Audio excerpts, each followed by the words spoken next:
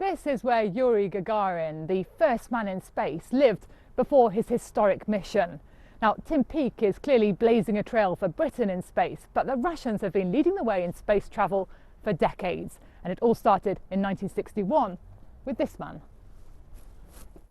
Inside here is now a museum to Gagarin and to spaceflight, of course, and over there is the bed that he spent his last night on before heading up into orbit. His uniform too. He was, of course, a military pilot. His backup crew also slept in this room with him. And this was their toilet, the cosmonaut's bathroom, pretty basic. In here, we've got photographs of Yuri Gagarin himself.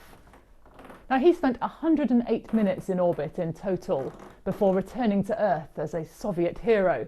And all of that was almost a year before the Americans put anyone in space.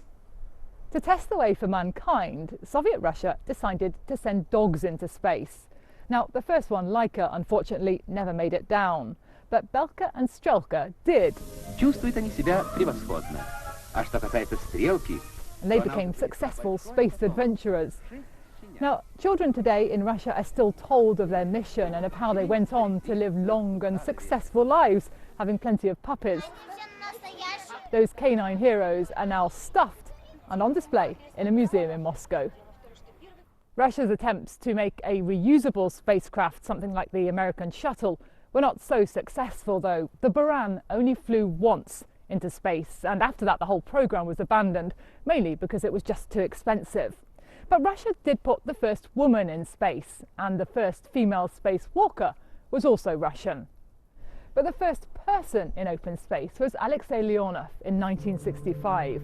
And British astronaut Tim Peake has said during his time in orbit, his greatest ambition is to follow in Leonov's footsteps and to step out into open space.